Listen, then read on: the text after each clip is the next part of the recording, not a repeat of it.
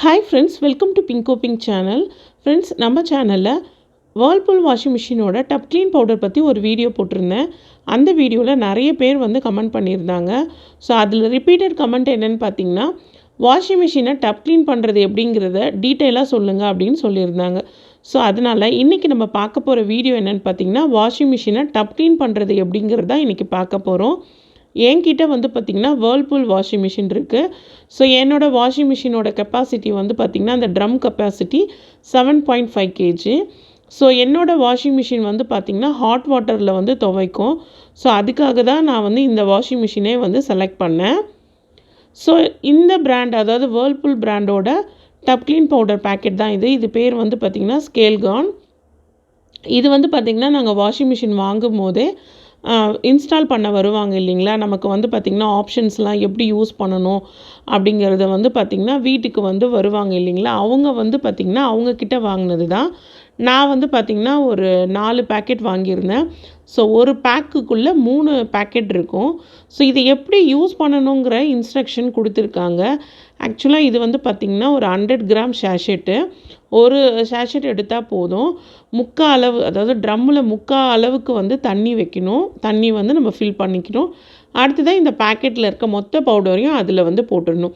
போட்டுட்டு மிஷினை 15 minutes run பண்ணணும். அதுக்கப்புறம் 30 மினிட்ஸ் ரெஸ்ட் விடணும். மறுபடியும் 15 மினிட்ஸ் ரன் பண்ணணும். ஸோ இதுதான் இன்ஸ்ட்ரக்ஷன். ஸோ இதுதான் பார்த்திங்கன்னா நான் சொன்ன அந்த 100 கிராம் பேக்கெட்டில் இருக்கிற பவுடர். ஸோ நான் ஆல்ரெடி ஒரு பேக்கெட் யூஸ் பண்ணிட்டேன்.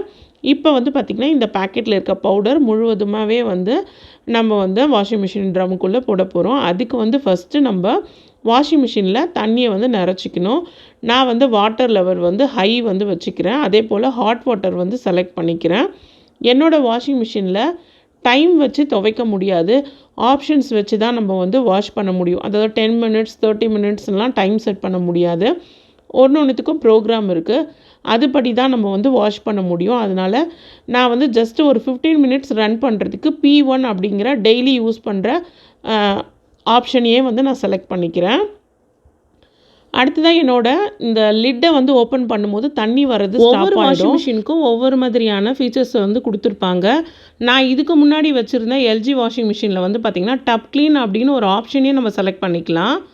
ஸோ இப்போ பார்த்திங்கன்னா தண்ணி ட்ரம்முக்கு நிறைஞ்சிருச்சு.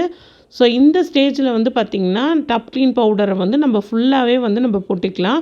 டைரெக்டாகவே நம்ம கட் பண்ணி போட்டுக்கலாம். ஸோ நம்ம இந்த துணி பவுடர் போடுவோம் இல்லைங்களா, அந்த ட்ரேயில் கொட்டணுன்ற அவசியம் இல்லை. டைரெக்டாகவே நம்ம கட் பண்ணி அப்படியே போட்டுடலாம்.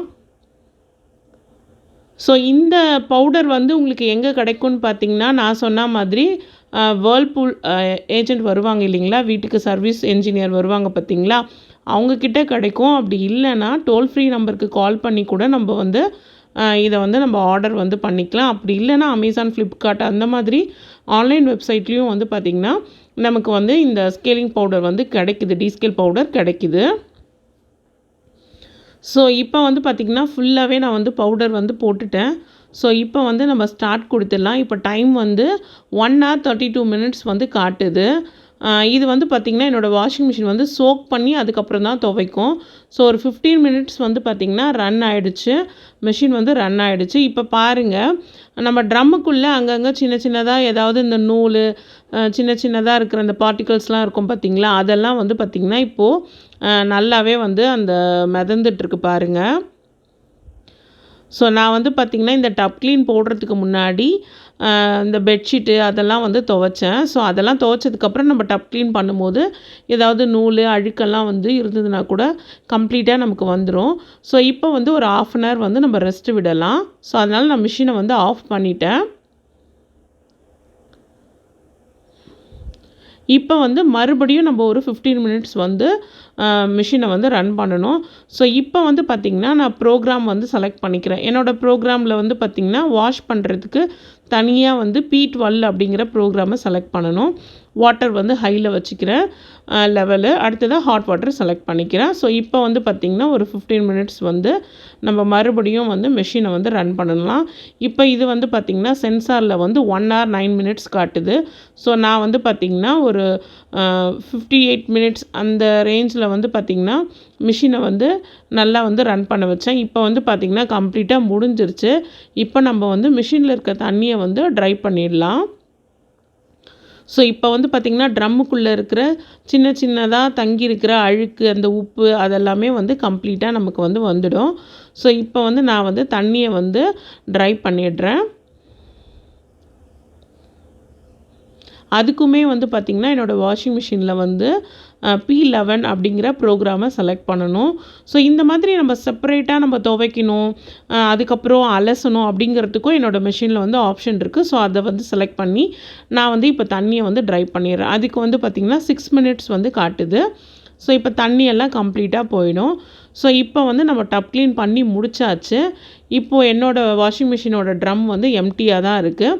அடுத்ததாக நம்ம பண்ண வேண்டியது முக்கியமான ஒரு விஷயம் என்னன்னு பார்த்திங்கன்னா, இப்போ வந்து துணி எதுவுமே போடாமல் எம்டியாகவே நம்ம லிக்விட் டிட்டர்ஜெண்ட்டோ இல்லைனா துணி துவைக்கிற துணி பவுடரோ போட்டு ஒரு முறை வந்து நம்ம மறுபடியும் மிஷினை வந்து ரன் பண்ணிவிட்டு தண்ணி எல்லாத்தையுமே நம்ம வந்து வெளியில் அனுப்பணும்.